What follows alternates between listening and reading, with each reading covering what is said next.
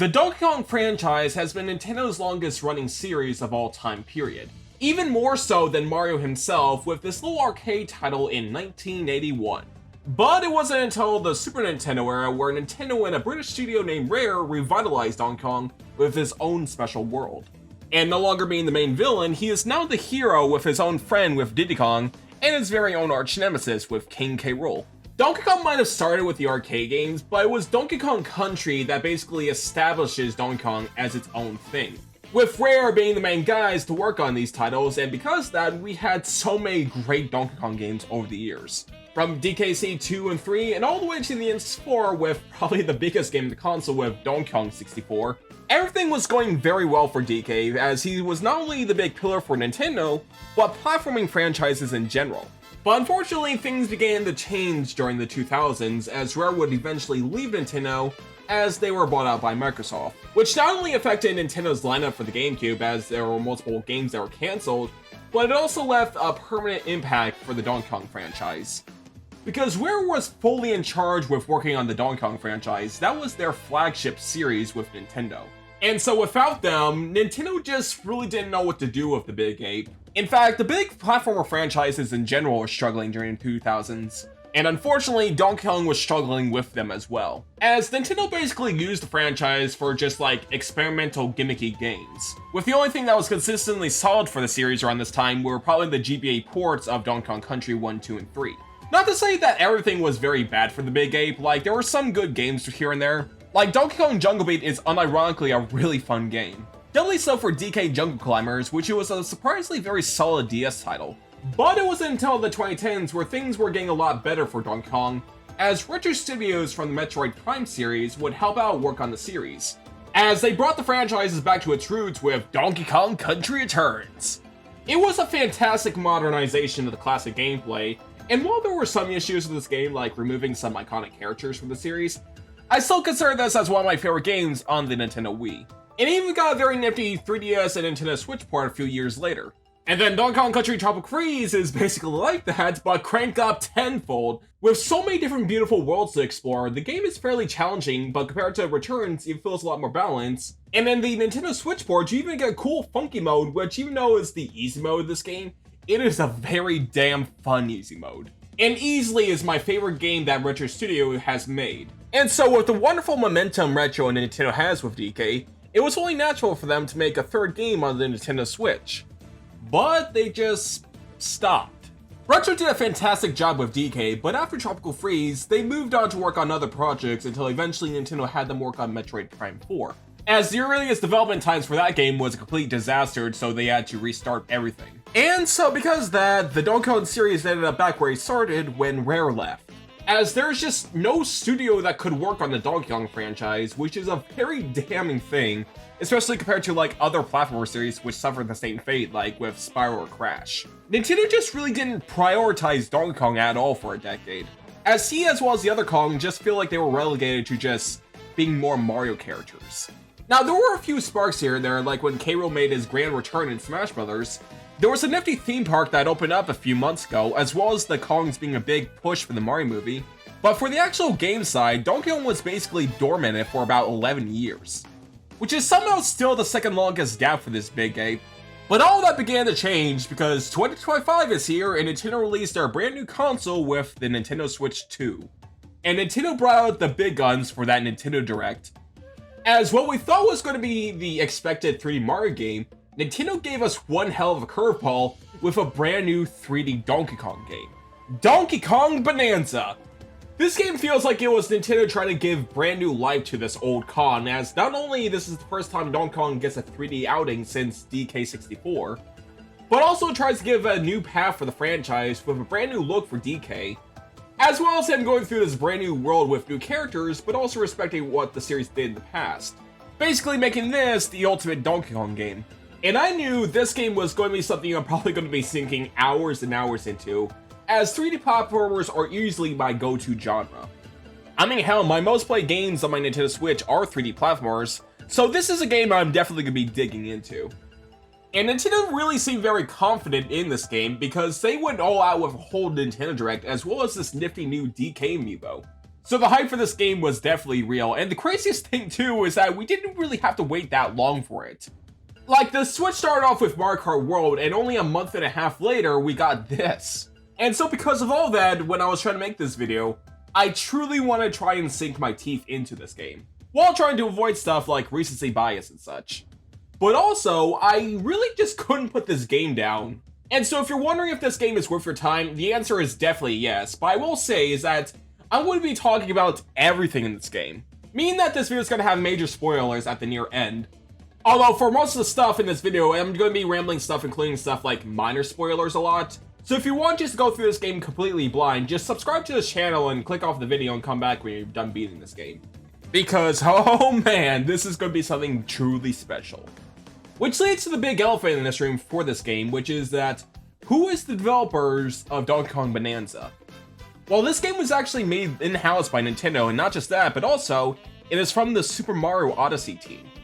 As after they released this game, they were actually messing around with some of the programming of the game. One of them being this technology called the voxel, which allows stuff to basically destroy itself. They even showed off this cool working prototype with a playable Goomba destroying stuff. And so they thought a Donkey Kong game would be a perfect natural fit for this kind of destruction game. Although funniest thing is that this isn't actually the first time they worked on a Donkey Kong game, as when this team was originally formed, their first ever game was actually Donkey Kong Jungle Beat. And after they finished this game, their next game was... Goddamn! So yeah, in a way, Donkey Kong Bonanza is this team going full circle, and despite this game's aura having a lot of Odyssey vibes, it still feels like a Donkey Kong game. But with everything out of the way, let's get started.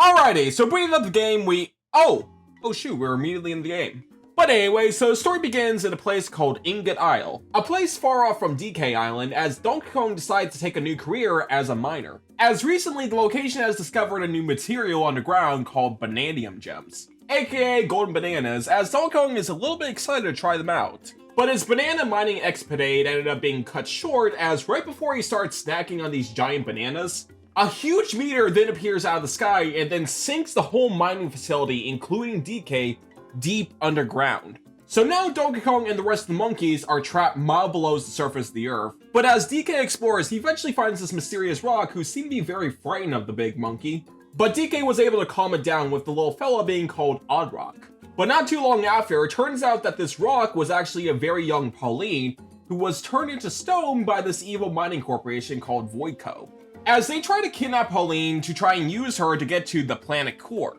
as there's a magical artifact deep in the center of the earth called the Bananium Root, which said to make any wishes come true. And it's also the key for Pauline to get back to her home, while DK just wants bananas. And so it's now a big race to see who can get to the planet core first. The story of this game is very straightforward, as it's mostly a big race to the MacGuffin kind of story. But for a Donkey Kong story, it works very well. That new Donkey Kong design, while I was a bit 50-50 on it, the more I look at it, the more I really enjoyed it. It's a really nice clean update for the character, and I like how a lot more expressive he is in this game now. Plus, even though they took a lot of elements from the arcade games, it still looks like Rare's Donkey Kong design. But feels like a lot more modernized, not in like the degree of like Mario or Sonic when they got their 3D outings, but more so like when Crash got his redesign in Crash 4. I think that's a perfect example. As for Pauline, she's a very nifty character to come along with DK. Their companionship is very wholesome, and it really reminds me of like multiple Disney movies. I like how in the beginning of the game, she starts off very tense and shy, but the more you play through the game, the more she gets a lot more confident. And going back to the Crash 4 comparison, she also reminds me a lot of Coco in that game, where she was basically the voice of the adventure since Crash couldn't talk. And that is doubly so for Donkey Kong Bonanza, because Pauline's the only character in this game that's actually fully voiced, which is very interesting. Which, funny enough, the only other Donkey Kong game I could think of that had fully voice acted was probably Donkey Kong 64. Although, Pauline being a kid in this game did raise a lot of eyebrows for a lot of people. Mario games never really had like a very good natural continuity to it, especially of the RPG side. But Bonanza is different because this is Nintendo actually trying to add continuity to Mario. Like, the story for the original arcade goes that the original Donkey Kong was Cranky Kong, and while the ones we have today is just his grandson. And I guess Nintendo wanted to rewrite that story a bit more in this game, as Pauline talks about a lot of her personal life in this game, and the one thing she always keeps bringing up is her grandmother, which heavily implies that might be the original lady from the Donkey Kong arcade game, and I guess by proxy, Jumpman is not actually Mario. which is a very interesting thing that Nintendo did. But the more I thought about it, the more I feel like it does fit naturally well, because I feel like this fixed the biggest plot hole when it comes to Cranky Kong being the original Donkey Kong. Plus, even then, the original story for the arcade is like 45 years old, so them shaking things up isn't really a bad thing for me, in my opinion. Although, speaking of the devil, Cranky Kong also arrives in the underground as well, as he alongside with Rambi are hunting down a banana bandit underground. Although, he's very vague on who is he talking about, but I've gotta say, I kinda funny how Nintendo had this big push of this Donkey Kong redesign, and yet Cranky Kong just looks the exact same, like they didn't even give him like the updated eyebrows or anything. As for Voidco, well, starting with Returns, this is when Donkey Kong began having different kinds of villains that were not just like the Kremlings. And honestly, Voidco is easily the best one out of them all. Like, even though Retro Studios probably made some of the most creative platformers from Nintendo, I always feel like the one aspect that kind of falls flat for them are the original characters they made. Like with something like the Tiki Track Tribe, they have a really cool design, but they always felt like more so like villains of the week kind of characters. Especially with Tiki Tong, who is basically just Nintendo's biggest trope with the giant floating head with arms. Doubly so with the Snowmads, which I gotta say I do like them more than the Tiki Track Tribe, but they alongside with Lord Frederick were just too similar to the Kremlings to the point where they just should have used them instead. Especially since these two don't really have that much personality because they're just like grunty villains, especially with Tiki Kong who just roars. But Voidco? No, they have a lot of personality in this game. I like how despite Voidco being the main antagonist in this game, Voidcon, the main guy, is probably the only actual villain in this group, because even though Grumpy Kong and Poppy Kong tries to stop DK, they aren't necessarily evil. Like, you face them multiple times in this game, and they don't really hold a grudge against you once you beat them. Like, Grumpy is surprisingly a lot more peaceful than he looks. And they don't really think highly about their own boss, which honestly sounds very realistic, because at the end of the day, these two are just mostly just doing their jobs to get paid. And in fact, later on in the game, they just straight up quit their job, because it turns out is that no one wants to work with an asshole. And as for Voidcon, again, he's probably the best Donkey Kong villain we've gotten in years.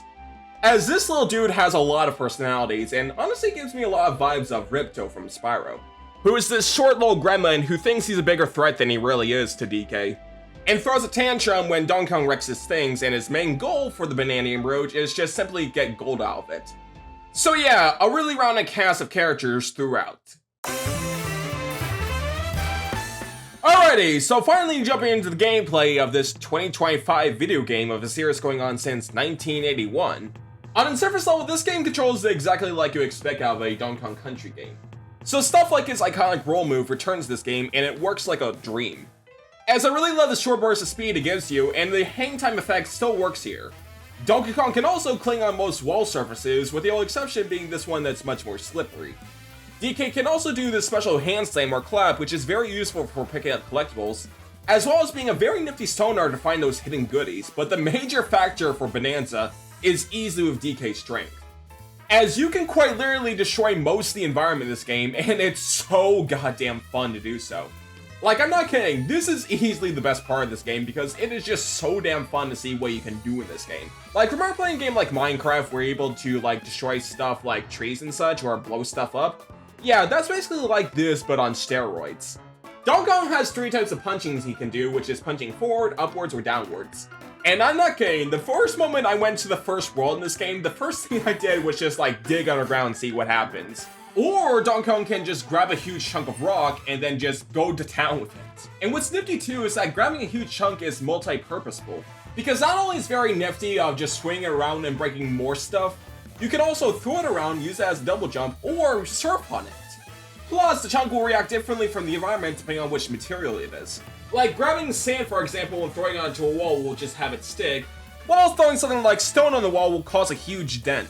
But I think my favorite material in this game is easily with gold, because not only it's very fun just to break it, but also it's very explosive, so throwing one chunk in the wall and then kaboom! I just really love how this game nails the destructive aspect. Like, it probably took years for Nintendo to make all these worlds and you just can just simply destroy all their work. But it's so satisfying to do so, especially when you're going up against the various enemies in this game. As Donkey Kong's moveset is not only just useful for platforming, but also it's useful for combat as well. Although kinda, it's not like other kind of like platformers where it had like combat focus areas where you're stopping your tracks just to duke it out against enemies. It's more so kind of like Sonic Frontiers where you're just running around this big open area, with some enemies that goes down one hit while others you need a bit more extra effort beating them. And again, these enemies are mostly optional and you mostly do them just to get like collectibles and such. With the primary enemies you'll be fighting in this game are these crocoids, where first you need to destroy their outer shell before exposing their golden skeleton, which looks oddly familiar. Now, how tough these enemies to beat down will depend on what kind of material their shells are. But again, once you're able to beat down their golden skeletons, then they just go kabooty!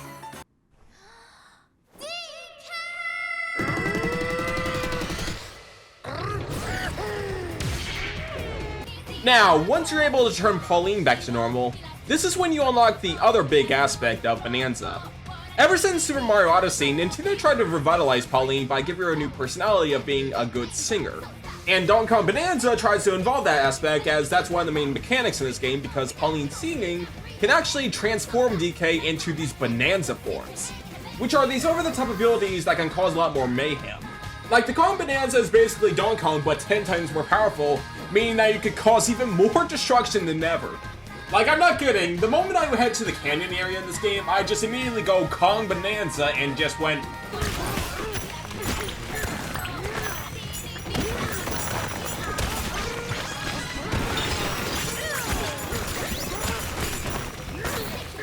And most importantly, they added butt physics to Donkey Kong. And as for the other ones, well, there is the Zebra ability, which allows Donkey Kong to run a lot faster, and even walk on water and such, and as for the Ostrich, well, it's basically a much more beefed up version of Espresso, as you can glide pretty far distances if you do it right. But later on in the game, you eventually unlock stuff like the Elephant Bonanza, which is probably my second favorite ability in this game because it allows Donkey Kong to suck up huge chunks of the environment. And I really mean it, the amount of stuff you can vacuum up in one go is freaking insane. Very useful if you're trying to dig up so much treasure. And then finally we have the Snake Bonanza, and just like Ostrich, this is basically a much more beefed up version of Rattly, as this form is very useful for vertical height. Honestly, this move is very useful if you're chaining abilities with the Ostrich one, as you can change forms on the fly, so you can basically jump super high and then glide as far as you can. But overall, the Bonanza abilities in this game are very fun to use though. I kind of funny how they kind of try to limit this thing by having a meter and such, but you're going to be breaking so much stuff in this game that you're likely going to be refilling it instantly. But yeah, it's still pretty fun. Now, since this game has a big push of you digging deeper and deeper underground, you're going to be exploring some surreal areas in this game to the point where it's hard to believe that you're underground.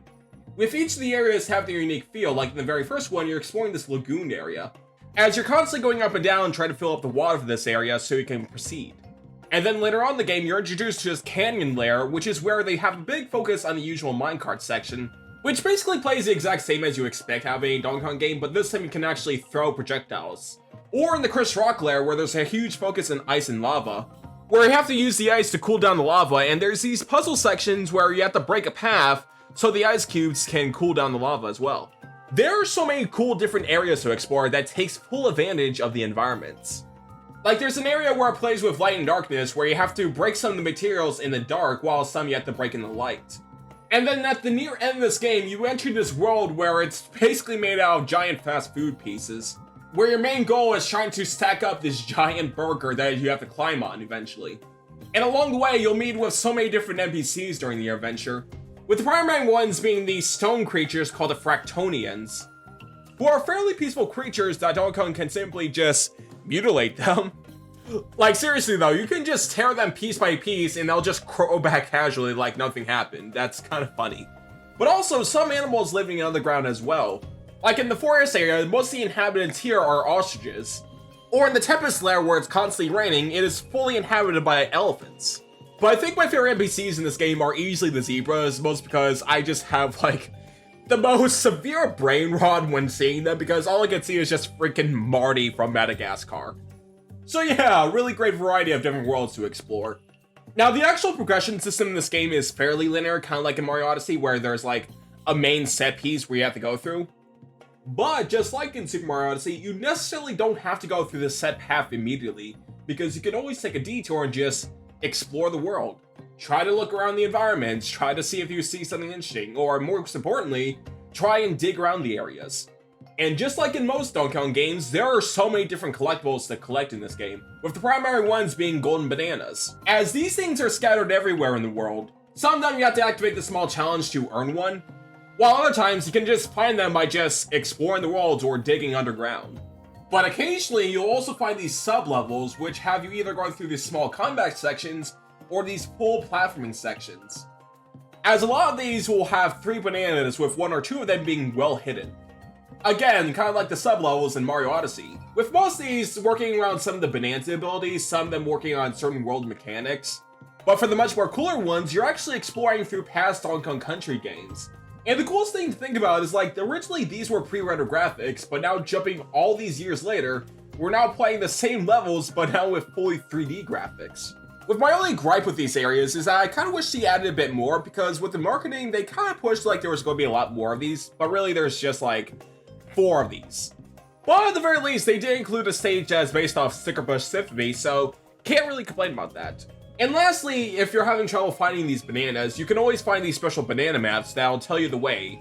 As if you want to collect everything, you are really going to be needing this. But interestingly though, these bananas are completely optional. You can quite literally beat this game without collecting 1 banana. As unlike something like the Power Stars in Odyssey where they're mostly used for progression, in Bonanza you use the bananas to actually upgrade Donkey Kong because there's actually a big skill tree in this game. As every 5 bananas will give Donkey Kong 1 skill point. Like you're able to upgrade his health, his strength, or even some nifty new abilities like being able to surf on water. And even though this does make the progression system a bit more easier compared to Odyssey, I honestly like it because in a way it kind of reminds me of how Breath of the Wild was structured, where you can easily get to the final boss of that game early, but it's highly recommended just to try and upgrade Link.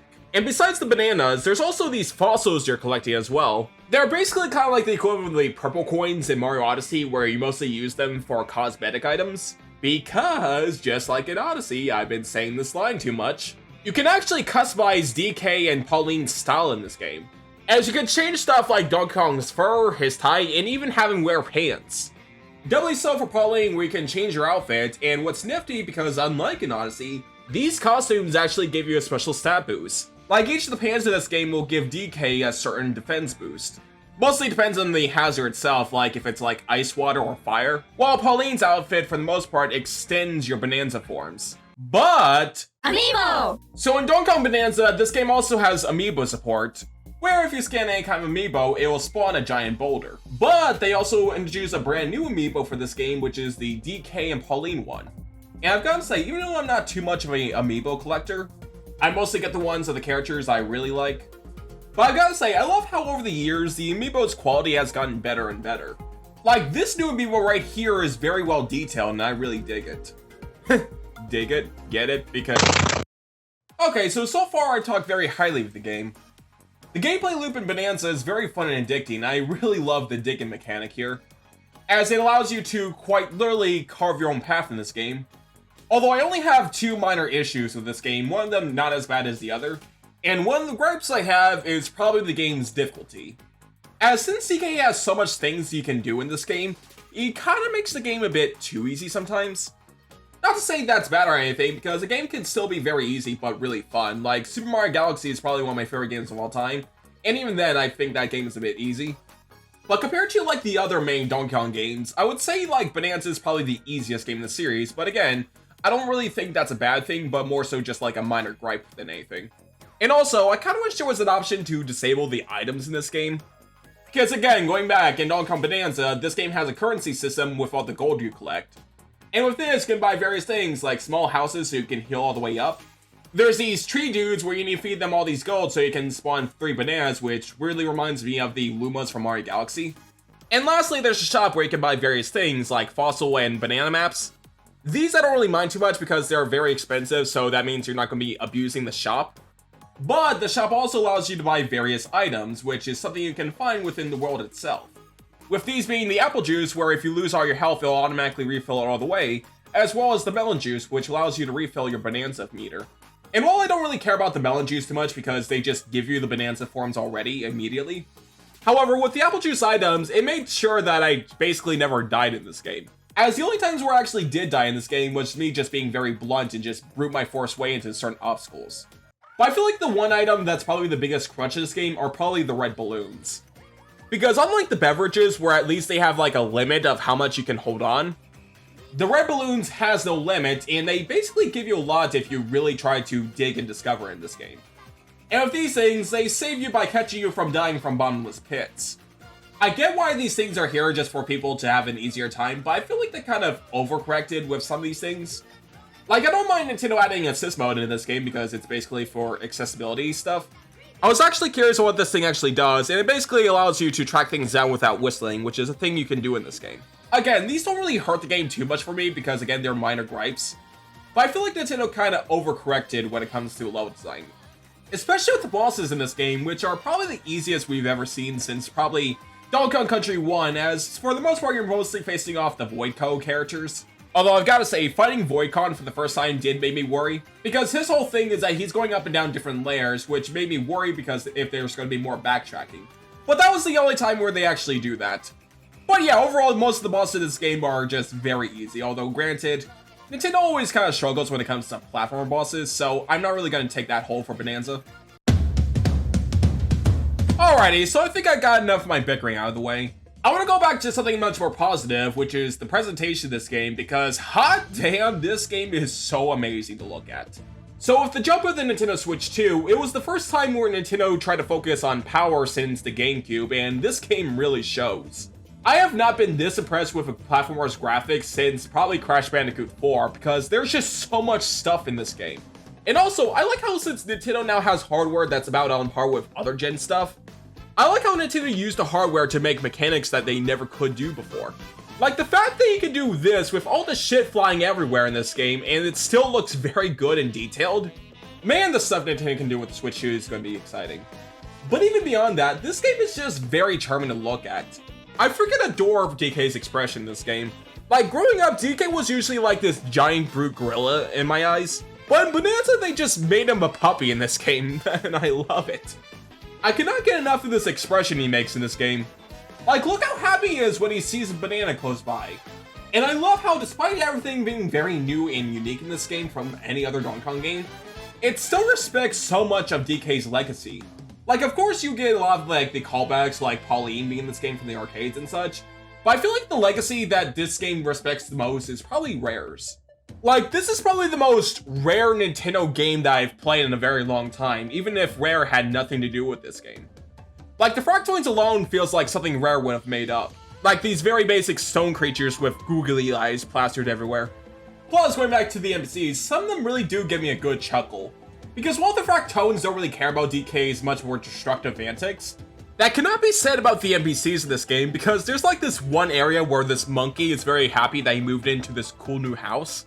But DK being a dick can just simply destroy it, and all he can say is that he should have just do the Kong insurance. But I feel like the biggest respect to Rare's era for DK is easily seen by all the references you can find in this game. I already talked about the certain levels you can find and also the Bonanza forms being based on past DK characters, but also the fossils themselves are based on Donkey Kong characters themselves. With some of these referencing characters, I never thought they would even acknowledge again. They even have nifty descriptions for each of them that have funny puns of their names.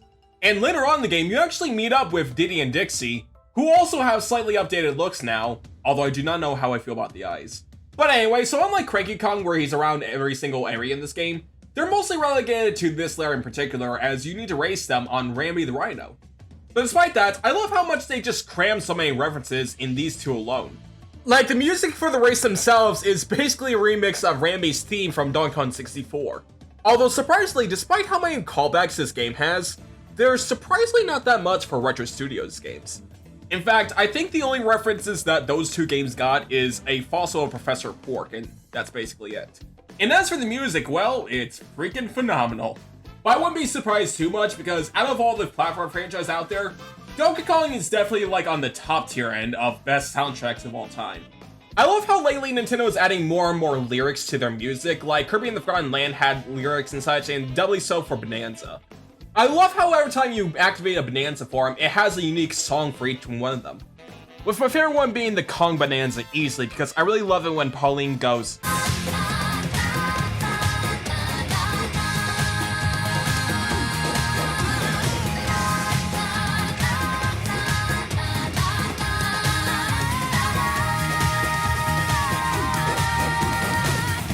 Okay, pause.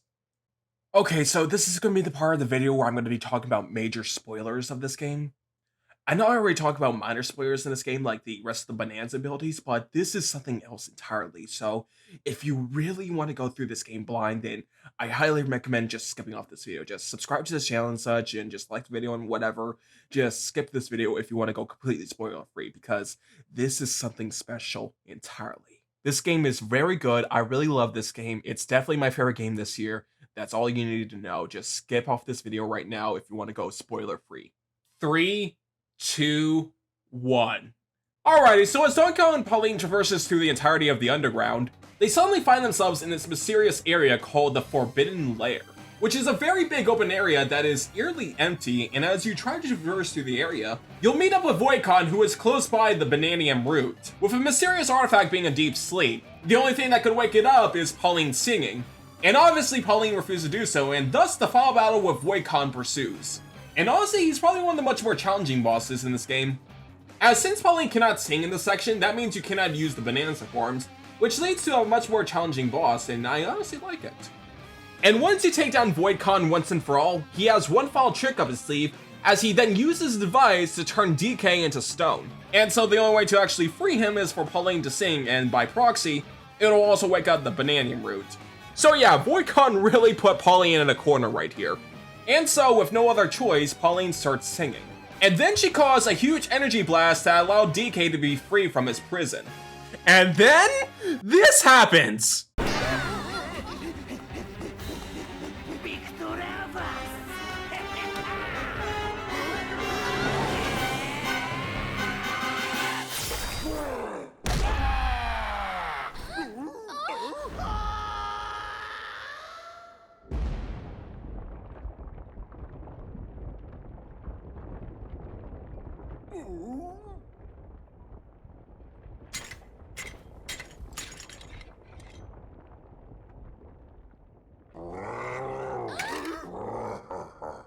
So in a shocking turn of events, King K. Rool was actually down here this entire time.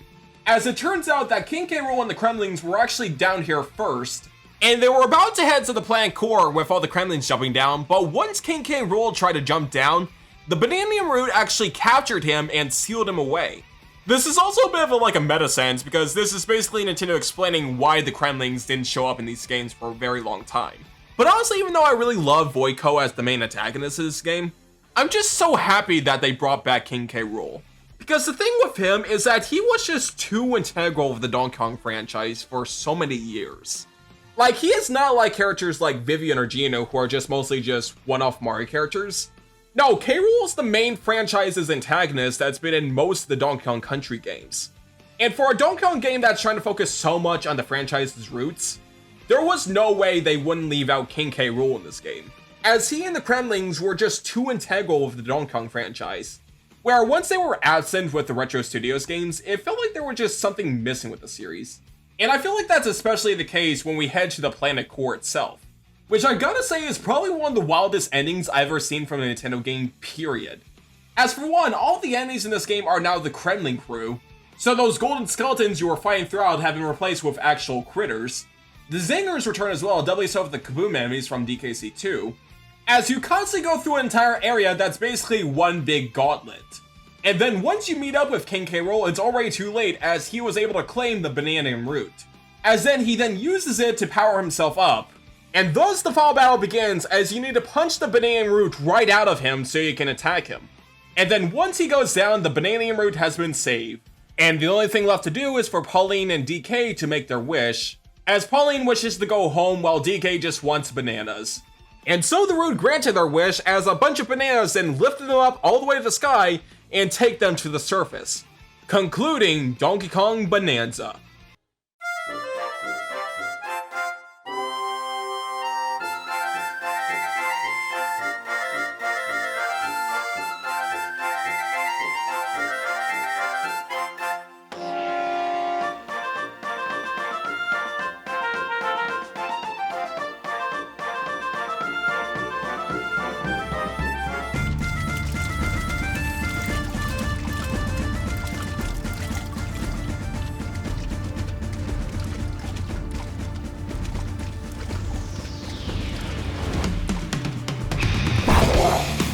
Some things never change.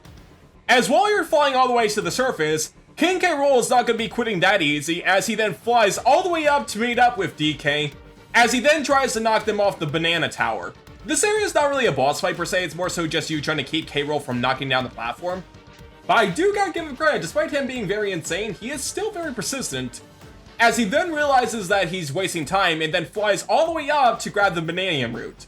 And where the banana root took them is surprisingly New Dog City, which is where Pauline lives. But even though that Pauline is finally back home, they still have one big green gigantic problem right now, as since K. Rool is able to steal the root again, he then looks down at New Dog City and realizes that he could have some fun with it, as he then quite literally pulls a Sonic Adventure where he floods the whole city, but instead of water, it's molten banana mush. But don't worry, there's no casualty.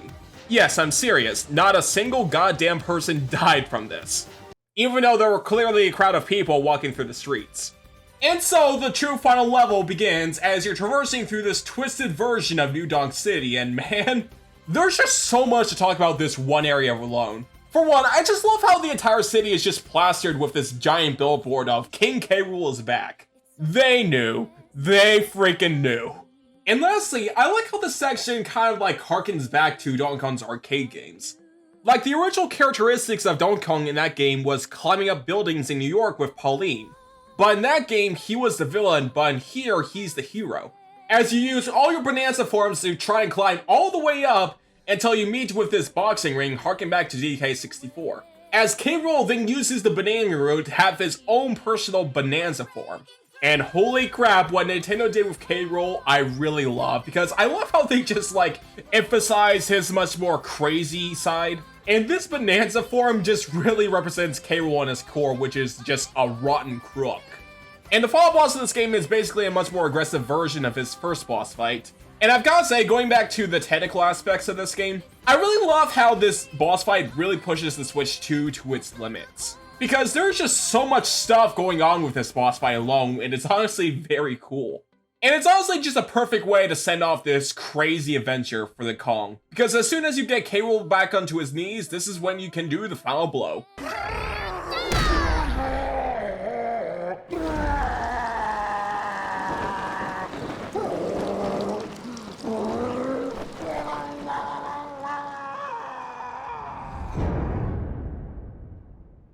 And so, just like that, K. Rool has been finally defeated, with the entirety of New Dog City going back to normal, as Pauline decides to try and go fulfill her dream of being a great singer, while Donkey Kong goes to try and fulfill his, which is trying to get all the bananas he could get, as Donkey Kong says farewell to Pauline as the two parted ways.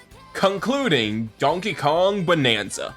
And man, what a game. I've gotta say, I haven't been this blown away in a video game for a very long time, as Donkey Kong Bonanza is more than just like another Nintendo 3D platformer.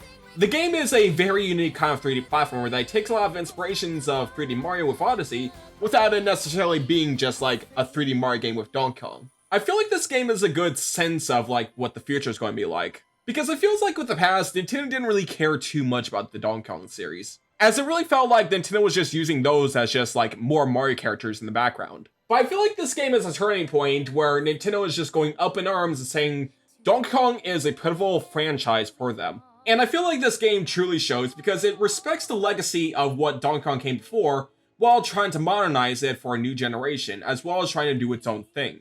Plus, this game really sets itself apart from other 3D platformers. Like, can you think of like a 3D platformer that has a focus on like literally destroying the world like this? And the best part too is that even when you beat the game, you're still not done, because there's so much things you can do in this game, as there's even a post-credit stuff. It's mostly you just collecting much more of the bananas so you can unlock these Bonanza gauntlet areas. They even do the thing with modern Mario games where they have like this final super hard level you have to go through. Although granted, the final level in this game is still very easy compared to the final levels in Mario. But still, it's a very nifty bonus for trying to get everything you can in this game.